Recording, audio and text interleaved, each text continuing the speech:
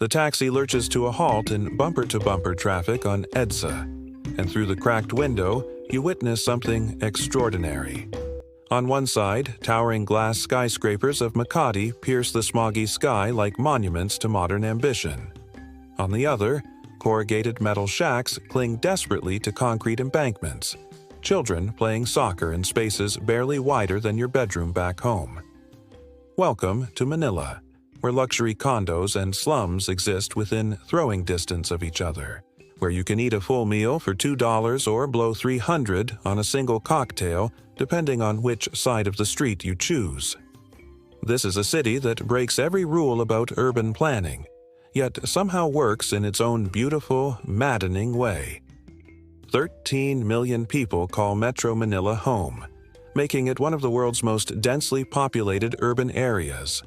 But here's what the guidebooks won't tell you. While most expats in Southeast Asia flock to Thailand or Vietnam, Manila offers something those places can't match. You can live comfortably here on just $600 a month, yet access world-class healthcare, education, and nightlife that rivals any major Western city. The catch? You have to be willing to embrace the chaos. Street vendors hawk everything from grilled chicken intestines to counterfeit designer handbags, while jeepneys, those impossibly colorful exhaust-spewing relics of American military surplus, weave through traffic with the precision of Formula One drivers. The air thrums with a constant symphony of car horns, karaoke machines, and the sing-song calls of vendors. This isn't just noise. It's the heartbeat of a city that never truly sleeps, where someone is always awake, always hustling, always ready with a smile and a "Kumusta ka?" greeting that feels genuinely warm despite the urban madness surrounding you. But Manila guards its secrets well. Tourists typically see intramuros, snap a few photos of Manila Bay's legendary sunsets, then flee to more Instagram-friendly destinations like Palawan or Boracay. They're missing the real show. The underground comedy clubs where Filipino humor, sharp, self-deprecating, and brilliantly observational, turns everyday struggles into art.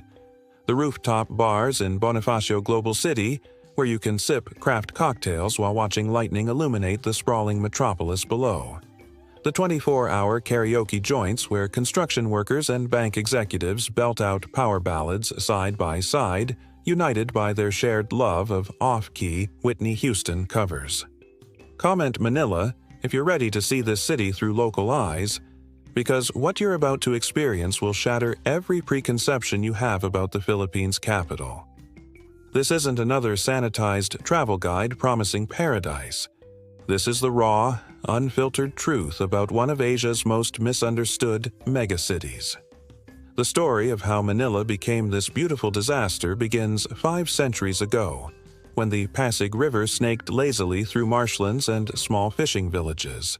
Spanish conquistador Miguel López de Legazpi arrived in 1571, drawn by reports of a thriving settlement called Manila, named after the nilad plant that grew abundantly along the riverbanks. What he found was a sophisticated trading port where Chinese merchants, Malay traders, and local Tagalog chiefs conducted business in multiple languages, exchanging silk and spices for gold and pearls. The Spanish saw opportunity and built Intramuros, a walled fortress city that would serve as the center of their Pacific Empire for over 3 centuries. Those limestone walls, some parts still standing today, contained churches, government buildings, and the homes of Spanish colonial elites.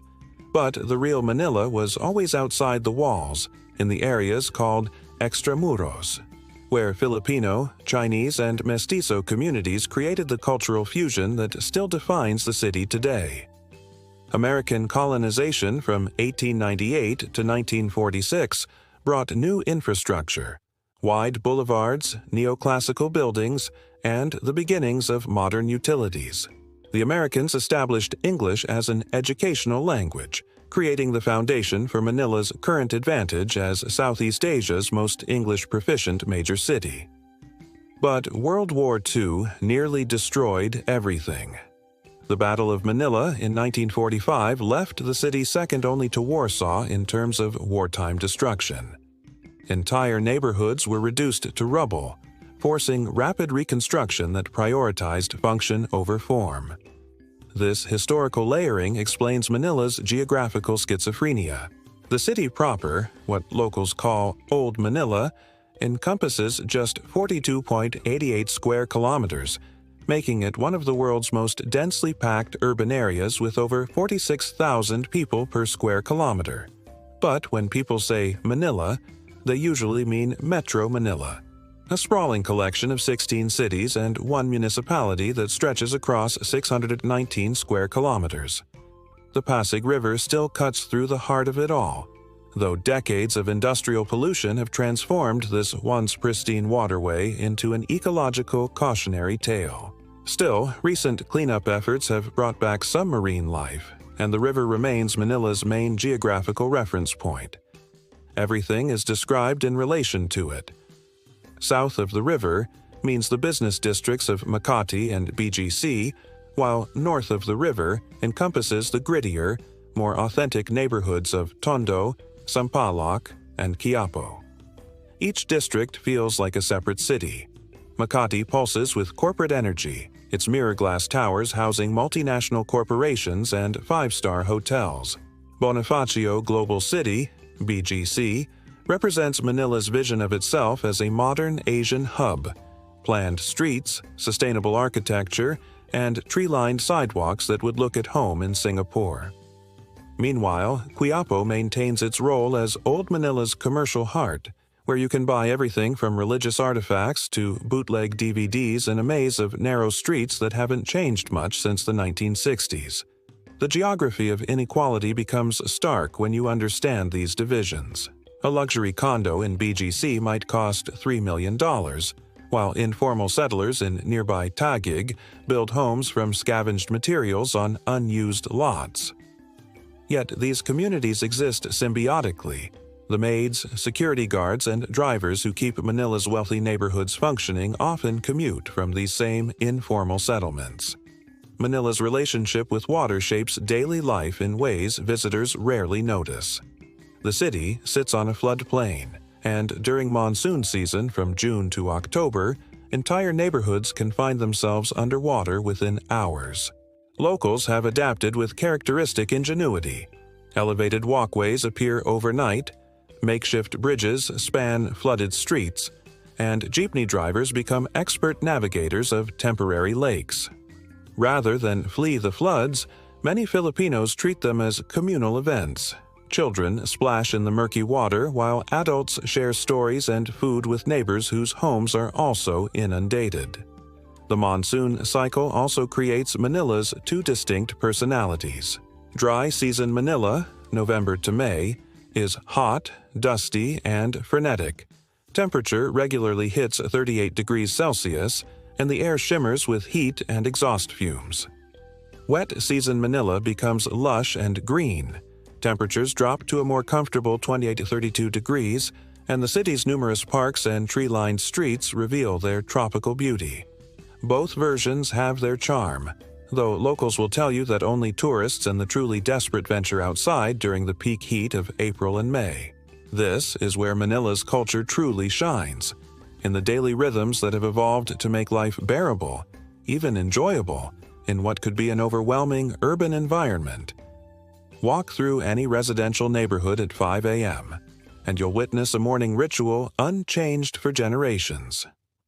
Elderly men gather at corner sari-sari stores, those ubiquitous neighborhood convenience shops that sell everything from instant coffee to phone credit, sharing gossip and cheap cigarettes while watching the city wake up. The sari-sari store deserves a special mention because it represents Filipino resilience in miniature. These tiny shops, often just a converted front room of someone's house, serve as social hubs, credit unions, and survival lifelines for entire neighborhoods. A typical sari-sari store stocks maybe 50 different items: canned goods, soap, snacks, beer, phone cards, but the owner knows every customer personally and will extend credit to families going through tough times. During the pandemic lockdowns, these stores kept entire communities fed when supermarkets and malls closed their doors. Jeepneys remain Manila's most visible cultural symbol, though their days may be numbered due to government modernization programs. These converted U.S. military Jeeps, originally sold as war surplus after World War II, evolved into an art form uniquely Filipino. Each jeepney is hand-painted with religious iconography, family names, pop culture references, and patriotic slogans. Riding one is a cultural immersion course. Passengers pass fare money forward to the driver through a human chain, people squeeze together to make room for newcomers, and everyone somehow knows exactly when to shout, "Para!" stop, to get off at the right corner. The jeepney experience also provides insight into Filipino social dynamics. Despite the cramped conditions, passengers maintain an almost supernatural politeness. Men automatically give up seats to women and elderly passengers. People help each other with heavy bags without being asked. Conversations flow freely between strangers, and it's common for someone to offer food they're carrying to fellow passengers. This communal spirit, called bayanihan, shows up everywhere in Manila, in the way neighbors help carry belongings during floods, how strangers give directions even when it makes them late for work, and the assumption that everyone deserves basic human dignity regardless of their circumstances. Karaoke culture provides another lens into Manila's soul. This isn't just weekend entertainment, it's a form of emotional expression that cuts across class lines. Construction workers belt out power ballads at 2 p.m. on a Tuesday.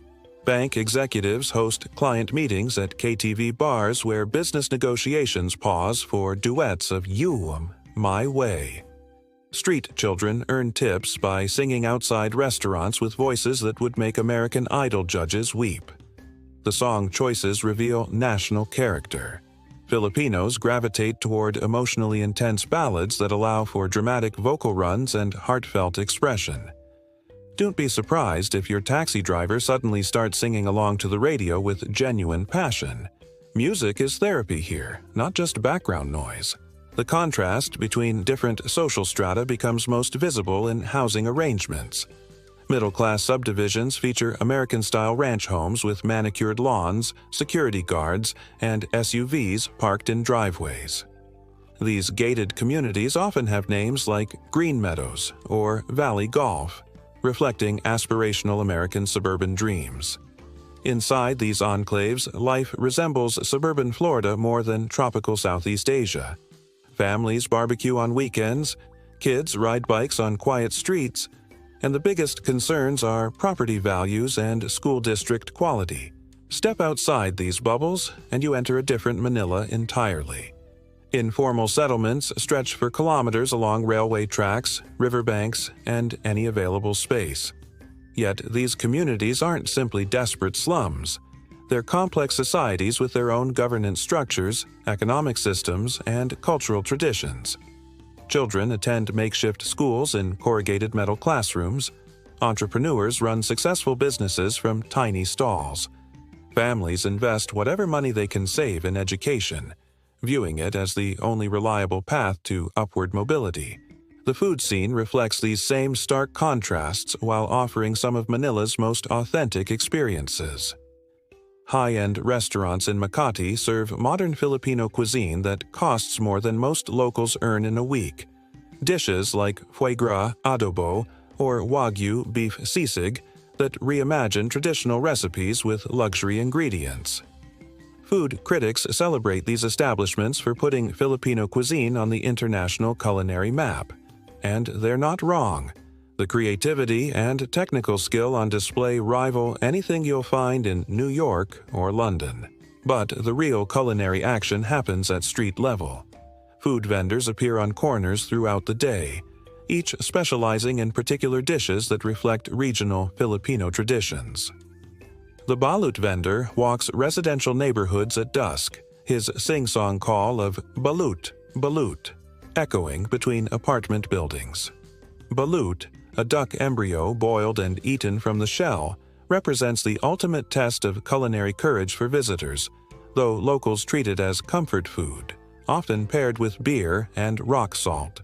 Isaw, grilled chicken intestines, sizzles on charcoal braziers outside office buildings during lunch hours, drawing lines of workers who consider it the perfect quick meal.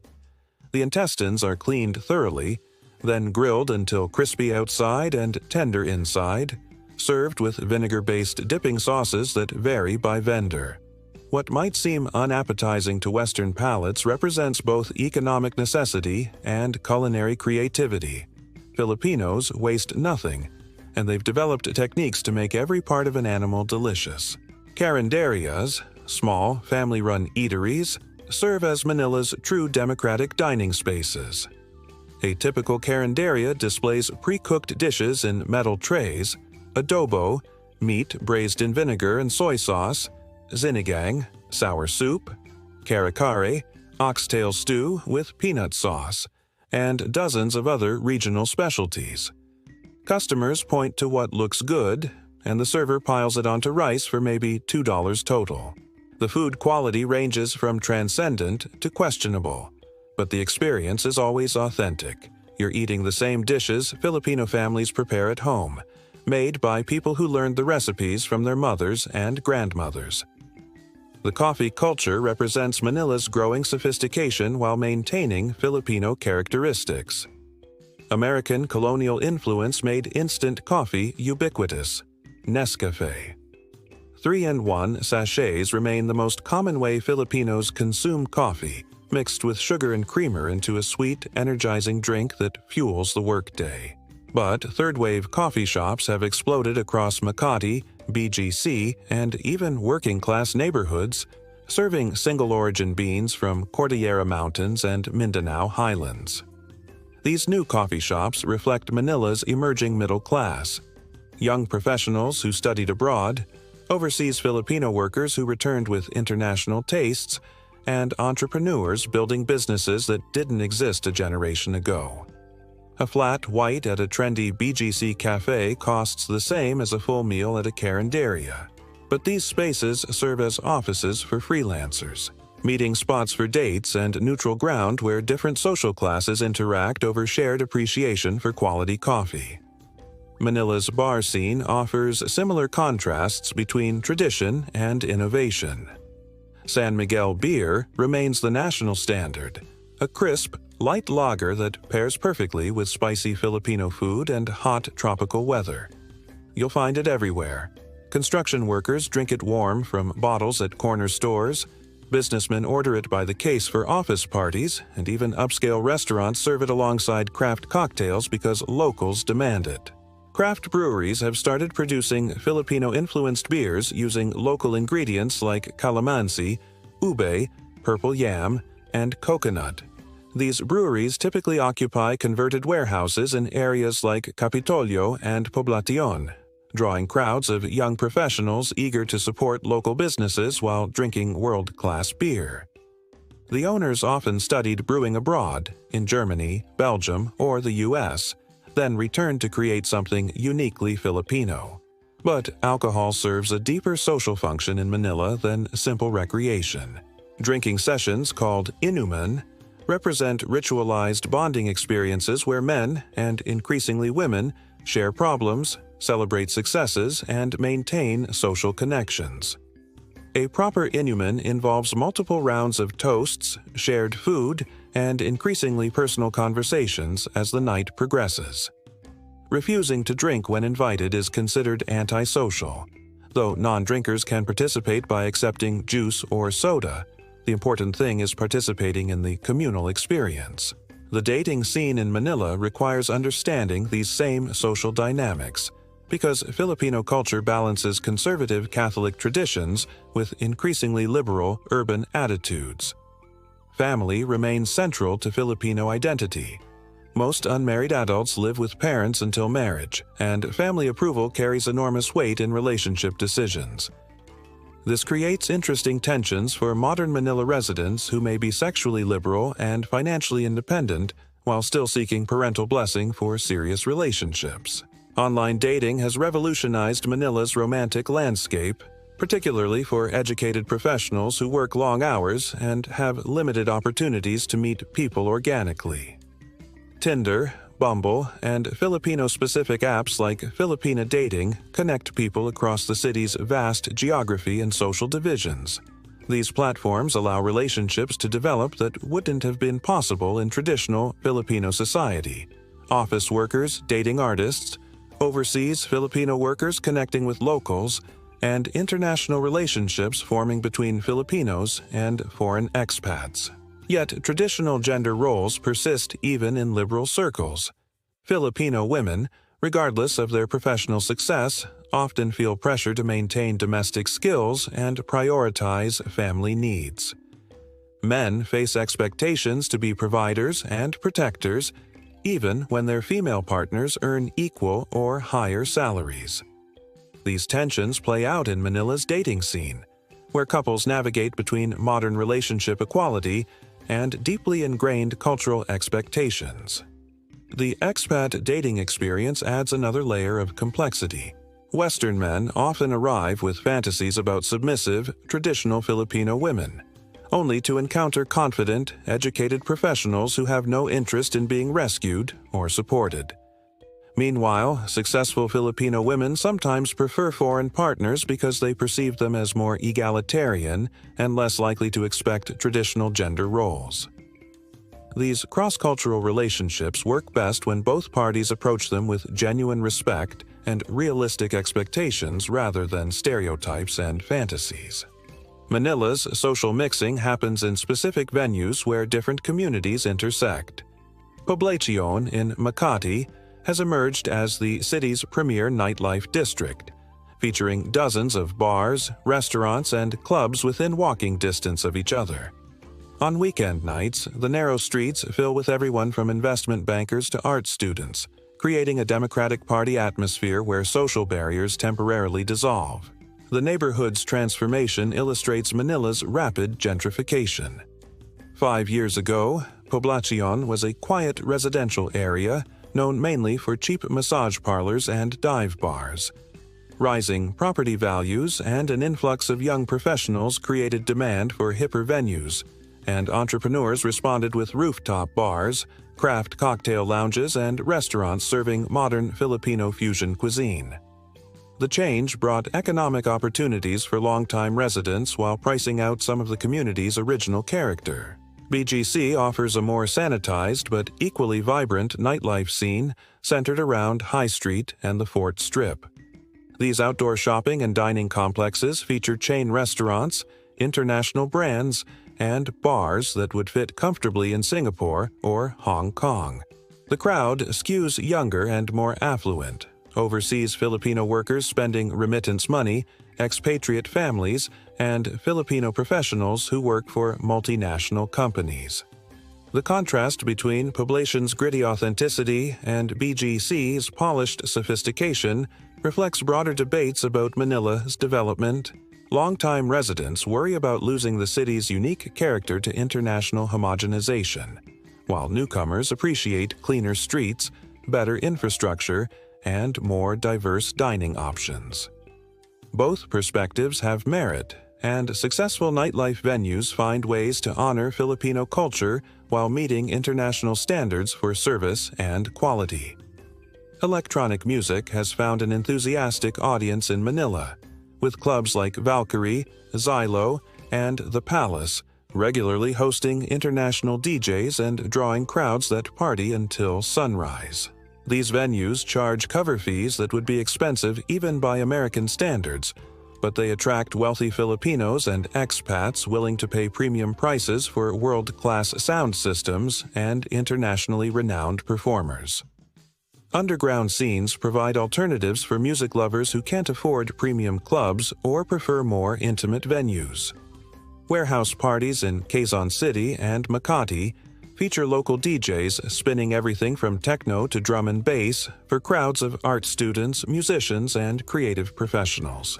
These events often operate in legal gray areas, moving between different venues and relying on social media and word-of-mouth promotion to avoid unwanted official attention.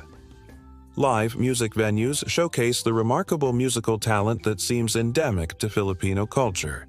Nearly every Filipino can sing at least competently, and many possess voices that would make professional careers in other countries. Cover bands performing in hotel bars and restaurant chains often include conservatory-trained musicians who bring classical precision to pop music arrangements.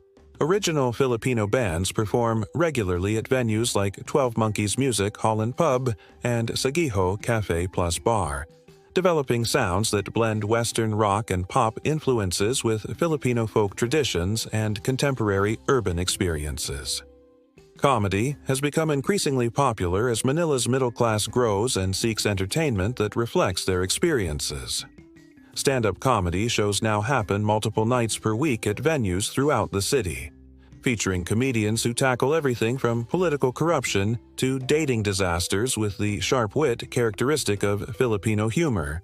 The best comedians manage to address serious social issues while keeping audiences laughing, using comedy as social commentary that might be dangerous to express in other forms.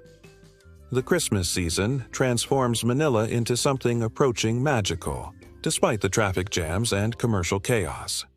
Filipinos celebrate the world's longest Christmas season, starting decorations in September and maintaining festivities through January. This isn't simply commercial excess. Christmas represents the year's most important family celebration, when overseas Filipino workers return home and extended families reunite for elaborate meals and gift exchanges. Mall decorations reach spectacular proportions, with shopping centers competing to create the most elaborate displays. SM Mall of Asia's Christmas presentations include synchronized light shows, artificial snow, and life-sized nativity scenes that draw millions of visitors. These displays might seem excessive to Western visitors, but they represent genuine cultural expression. Filipinos approach celebration with enthusiasm that refuses to be dampened by economic hardship or urban stress. The Feast of the Black Nazarene in January brings millions of devotees to Manila's streets for one of the world's largest religious processions.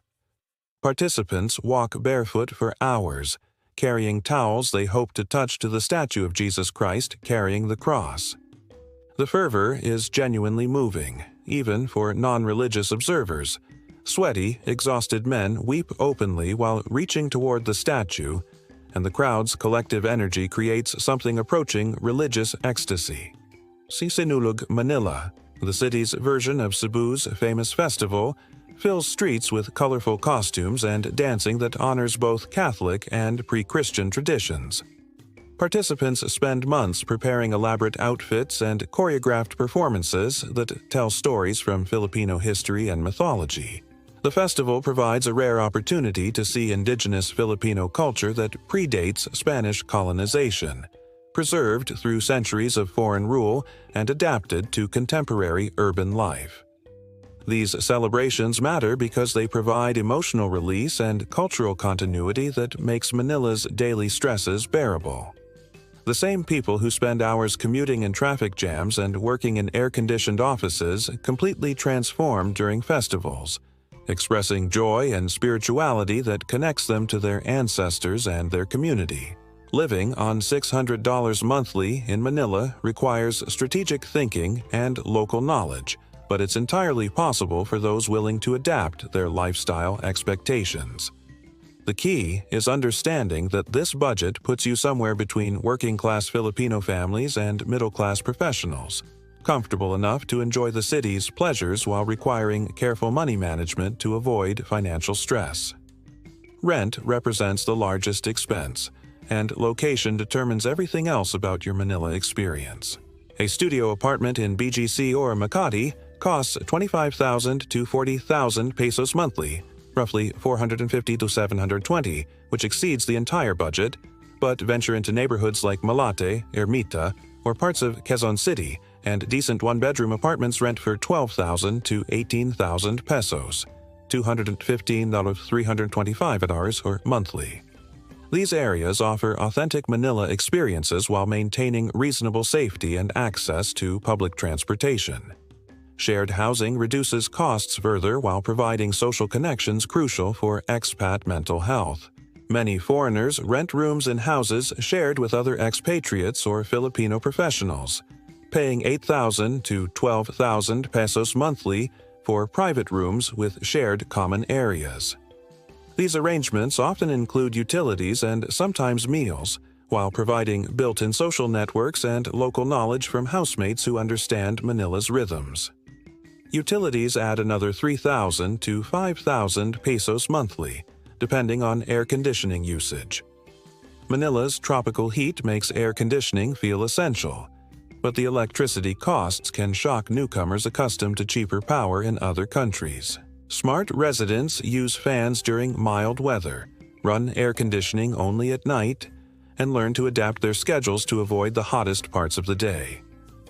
Food costs vary dramatically based on eating habits.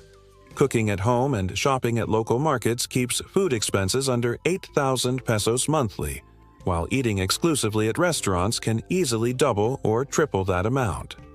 The middle ground involves mixing home cooking with strategic restaurant meals, preparing breakfast and dinner at home while enjoying lunch at carinderias or food courts near work. Transportation represents Manila's most frustrating daily expense, not because of cost, but because of time and comfort trade-offs. Jeepneys cost only 1,015 pesos per ride, but routes are confusing for newcomers and travel times unpredictable due to traffic. The MRT and LRT rail systems offer faster travel for 15-30 pesos per trip, but stations can be crowded and uncomfortable during peak hours. Grab rides provide comfort and convenience at much higher costs. A trip that costs 15 pesos by jeepney might cost 200 pesos by Grab during peak hours. Successful budget living requires developing local habits that minimize transportation costs while maximizing quality of life. This means choosing housing near work or rail stations, learning jeepney routes for longer trips, walking when possible despite the heat, and timing activities to avoid rush hour traffic when practical. Many expats discover that Manila's walkability varies dramatically by neighborhood. BGC and parts of Makati offer pleasant pedestrian experiences, while other areas require motorized transportation for safety and comfort. Health care costs can devastate budgets if not planned carefully. Public hospitals provide basic care at very low costs, but conditions may shock visitors accustomed to Western medical facilities. Private hospitals offer world-class care at reasonable prices compared to American standards, but a single emergency room visit can cost several months of living expenses. Health insurance becomes essential, whether through international providers or local companies that serve expatriates. Entertainment and social expenses require the most cultural adaptation. Western visitors often assume they need to frequent expensive bars and restaurants to enjoy Manila's nightlife. But locals know countless alternatives that provide equal or better experiences at fraction of the cost. Neighborhood bars serve San Miguel beer for 5,180 pesos per bottle, compared to 2,400 pesos at upscale establishments. Local festivals, concerts, and events often cost nothing while providing authentic cultural experiences unavailable to tourists who stick to expensive venues. The $600 budget allows for comfortable living that includes regular dining out, occasional entertainment, and even short domestic trips, provided residents adopt local consumption patterns rather than trying to recreate Western lifestyles in a Filipino context. This means learning to appreciate karaoke over concert tickets, street food over restaurant meals, and public transportation over private vehicles. Many expatriates discover that this lifestyle adjustment improves rather than diminishes their quality of life. Forced interaction with local communities through public transportation and neighborhood dining creates social connections that would never develop in expatriate bubbles. Learning to navigate Manila's systems builds confidence and cultural understanding that enriches the entire experience. The traffic situation requires special mention because it affects every aspect of daily life in ways visitors can't imagine until they experience it firsthand. Manila traffic doesn't just slow travel. It reshapes social relationships, career decisions, and mental health in profound ways. A distance that takes 15 minutes to travel at midnight might require 2 hours during peak periods, making punctuality a constant source of stress and forcing residents to build enormous time buffers into their schedules. EDSA, the highway that circles Metro Manila, becomes a parking lot during rush hours that stretch from 610 a.m. and 49 p.m. on weekdays. But the problem isn't limited to major highways. Even neighborhood streets clog with vehicles as drivers seek alternative routes that don't exist in sufficient quantity. The result is a transportation system operating far beyond capacity, where minor accidents or weather events trigger gridlock that can paralyze entire districts. Jeepney drivers have developed supernatural skills for navigating these conditions, squeezing their vehicles through gaps that seem physically impossible while maintaining cheerful attitudes that shame stressed passengers. They know every shortcut, understand traffic patterns better than GPS systems, and communicate with other drivers through elaborate hand signals and horn codes that convey more information than you'd think possible with simple beeps. Motorcycle taxis, locally called habal-habal, provide the fastest transportation during heavy traffic, weaving between cars at speeds that would terrify safety inspectors. Passengers climb onto the back of modified motorcycles for white-knuckle rides that cut travel times dramatically while raising accident risks considerably. The government has attempted to regulate these services through official ride-hailing apps, but informal motorcycle taxis continue operating because they provide essential services that formal transportation can't match. The tricycle system deserves special attention because it represents Filipino ingenuity at its finest. These motorcycle and sidecar combinations serve as neighborhood taxis, capable of navigating narrow streets and alleys where cars cannot venture. Each tricycle driver knows his territory intimately, who lives where, what businesses operate from which houses, and how to reach destinations that don't appear on any map.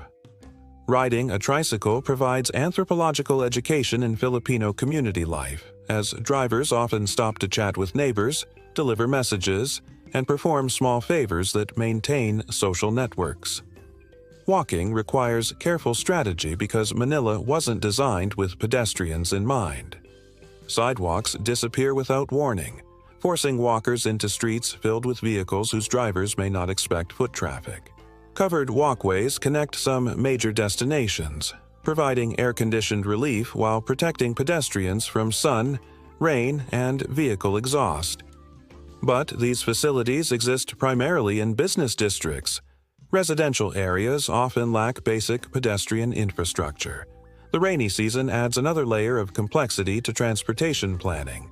Streets flood rapidly during heavy downpours, turning intersections into temporary lakes and making some areas completely impassable. Filipinos have adapted by treating flood conditions as temporary inconveniences rather than emergencies.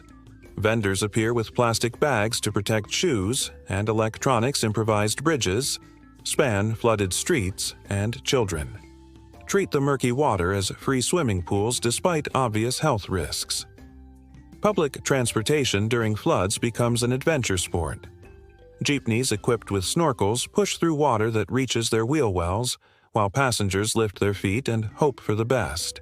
The MRT and LRT systems occasionally shut down during severe weather, stranding thousands of commuters who then compete for the limited jeepneys, buses, and taxis still operating in flood conditions. These challenges have created a transportation culture based on patience, humor, and mutual assistance that visitors often find remarkable. Passengers routinely help each other with directions, share umbrellas during sudden downpours, and make room for additional passengers even when vehicles seem impossibly full. Drivers extend credit to regular passengers who lack exact fare, and everyone somehow maintains good humor despite conditions that would trigger road rage in other countries. The key to transportation survival involves accepting that travel times are estimates rather than promises, always carrying water and snacks for unexpected delays. Downloading offline maps before traveling to unfamiliar areas, and learning to appreciate forced downtime as opportunities for people watching and cultural observation rather than frustrating obstacles to productivity. Many residents discover that Manila's transportation chaos becomes manageable once you stop fighting it and start working with its rhythms. This means scheduling important appointments during off-peak hours when possible, living close to work or reliable public transportation, and treating extended commutes as social experiences rather than solo suffering. The same traffic jam that seems unbearable alone becomes tolerable when shared with interesting fellow passengers who provide running commentary on local politics, entertainment gossip, and neighborhood news.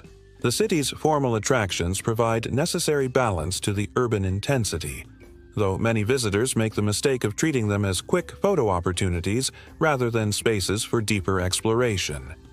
Intramuros, the old Spanish walled city, contains centuries of Philippine history within its restored limestone walls.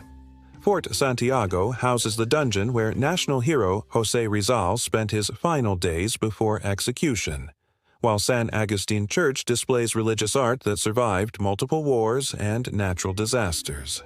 But Intramuros comes alive through slower exploration that reveals how colonial architecture adapted to tropical conditions. Spanish builders learned to construct thick walls and high ceilings that provided cooling in the pre-air conditioning era, while wide eaves and covered walkways offered protection from sun and rain. The churches feature architectural details that blend European religious traditions with indigenous Filipino craftsmanship, creating a unique colonial Baroque style found nowhere else in the world. Rizal Park, Luneta, serves as Manila's central gathering place, where families picnic on weekends while children ride rented bicycles and elderly men play chess under shade trees. The park comes alive during national holidays with concerts, food festivals, and political rallies that showcase Filipino civic culture. Early morning visits reveal the park's role as an outdoor gymnasium, where thousands of residents jog, practice Tai Chi, and participate in aerobics classes led by enthusiastic instructors with portable sound systems. Manila's Chinatown in Binondo claims to be the world's oldest, established in 1594, when the Spanish designated the area for Chinese traders who had converted to Christianity. Modern Binondo maintains its commercial character while serving as Manila's unofficial food capital. Restaurants here serve Chinese-Filipino fusion dishes that exist nowhere else: pancit, noodles, lumpia, spring rolls, and dim sum that incorporates Filipino ingredients and flavors. Navigation requires patience because streets follow no logical pattern, and the best establishments often occupy unmarked buildings known only to locals. The Chinese cemetery provides one of Manila's most fascinating attractions, featuring elaborate mausoleums that resemble miniature mansions complete with air conditioning, kitchens, and furniture where families gather for annual visits with deceased relatives. These structures reflect both Chinese ancestor worship traditions and Filipino family values, creating a unique memorial landscape that serves as much for family reunions as remembrance of the dead. Manila Bay offers the city's most reliable natural beauty, particularly during sunset when the sky transforms into brilliant oranges and purples that photographers struggle to capture accurately. The Bay Walk provides a paved promenade where couples walk hand in hand. Families gather for picnics, and vendors sell everything from fresh coconut water to grilled corn on the cob. Recent cleanup efforts have improved water quality enough that fish have returned to areas where they hadn't been seen for decades. Weekend escapes within driving distance provide necessary relief from urban intensity. Tagaytay, perched on a ridge overlooking Tayal Lake and its volcanic island, offers cooler temperatures and fresher air just 2 hours from Manila. The town specializes in bulalo, beef bone marrow soup, restaurants that take advantage of the cooler climate to serve hot, hearty meals that would be uncomfortable in Manila's heat. Tall Heritage Town preserves Spanish colonial architecture in a setting that suggests how Manila might have looked before urban development overwhelmed historic structures. Batangas province beaches provide quick coastal getaways for those who need salt water and sand therapy. Laya and Nasugbu beaches offer white sand and clear water within 3 hours of Manila, making them popular destinations for weekend trips that don't require extensive planning or expense. These beaches lack the pristine beauty of more distant Philippine destinations, but they provide adequate sun, swimming, and seafood at prices and travel times that make regular visits practical. Antipolo, located in the hills east of Manila, serves as a pilgrimage destination centered around the Antipolo Cathedral, which houses a miraculous image of the Virgin Mary.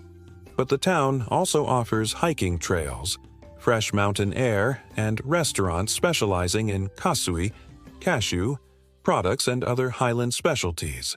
The journey from Manila to Antipolo provides dramatic views of the metropolitan area spread out below, offering perspective on the city, its enormous scale, while highlighting how quickly urban development gives way to rural landscapes in the Philippines.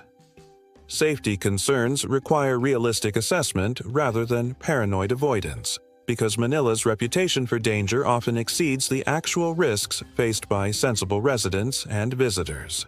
Petty crime, like pickpocketing and bag snatching, occurs regularly in crowded areas, but violent crime against foreigners remains relatively rare, especially compared to major cities in Latin America or even parts of the United States. The most common scams target newcomers who haven't learned local prices and customs. Taxi drivers may claim broken meters to negotiate higher fixed fares, vendors in tourist areas inflate prices dramatically, and friendly strangers who approach foreigners in bars or malls often have ulterior motives.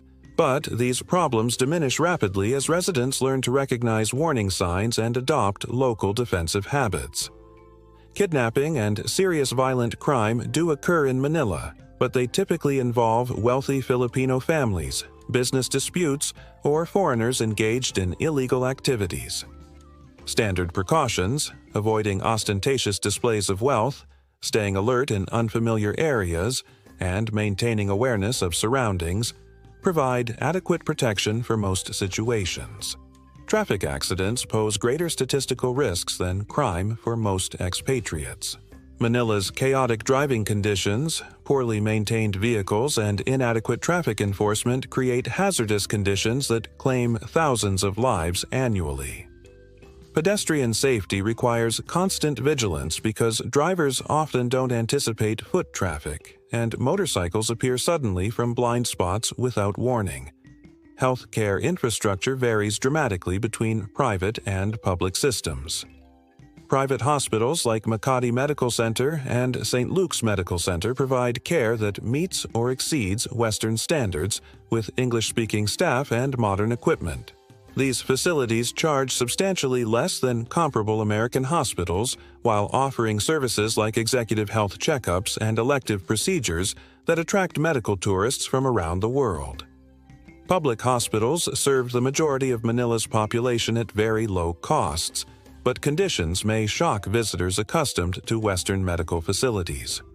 Overcrowding, understaffing, and limited resources create environments where patients may share beds, and families must provide basic care that would be handled by nurses in private facilities. Emergency care remains available regardless of ability to pay, but comfort and convenience require private insurance or cash payment. Pharmacies stock most international medications without prescriptions, making Manila attractive for expatriates with chronic conditions who face high medication costs in their home countries. Generic versions of expensive branded drugs are readily available at fraction of Western prices, though quality control standards may vary between manufacturers. Dental care represents one of Manila's best healthcare values, with highly trained dentists providing services at costs far below Western levels. Many procedures that would cost thousands of dollars in the United States can be completed for hundreds in Manila, and some Filipino dentists have trained at top American dental schools before returning home to practice. Education options include international schools that serve expatriate families, local private schools with English instruction, and public schools that primarily serve Filipino students. The University of the Philippines, Ateneo de Manila, and De La Salle University rank among Asia's top institutions and attract international students with programs taught in English at tuition rates much lower than comparable American or European universities. These educational opportunities make Manila attractive for expatriate families and young people seeking affordable international education.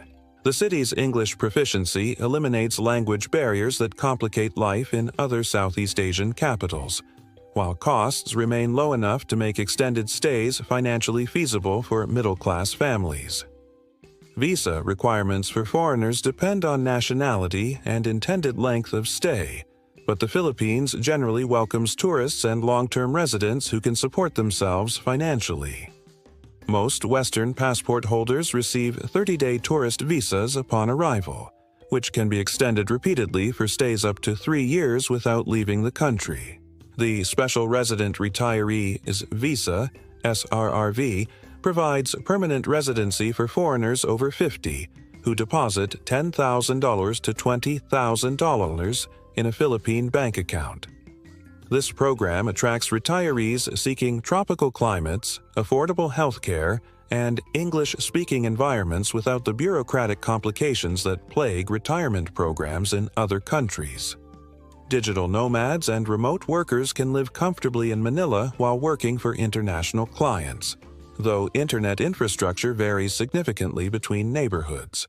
BGC and Makati offer fiber optic connections suitable for video conferencing and large file transfers, while other areas may struggle with slower, less reliable service that frustrates online work requirements. The expatriate community includes long-term residents who've built successful businesses, retirees enjoying tropical retirement on modest budgets, and digital nomads taking advantage of favorable exchange rates and affordable living costs.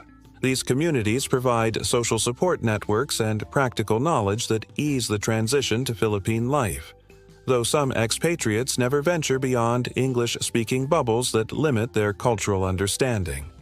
Manila rewards those who approach it with patience, humor, and genuine curiosity about Filipino culture rather than expectations that it should conform to Western standards. The city's chaotic energy, warm people, and complex history create experiences unavailable anywhere else in Southeast Asia. Yes, the traffic is horrible. Yes, the infrastructure frustrates. Yes, the poverty is heartbreaking. But Manila also pulses with creativity, resilience, and joy that transforms daily life into adventure for those willing to embrace its contradictions. This is a city where you can eat world-class food for $2, attend underground concerts in abandoned warehouses, watch sunsets that rival any in the world, and build friendships with people whose warmth and generosity will restore your faith in humanity. Manila doesn't offer easy living, but it offers authentic living in a place where every day brings unexpected discoveries and where $600 can buy not just survival, but genuine quality of life for those wise enough to live like locals rather than tourists in their own city. The chaos that initially overwhelms becomes the energy that sustains. The noise that seems unbearable transforms into the soundtrack of a city that refuses to be quiet about its existence. The crowds that feel suffocating become the community that supports you when life gets difficult. Manila isn't for everyone, but for those it captures, it becomes home in ways that more comfortable cities never quite manage to achieve.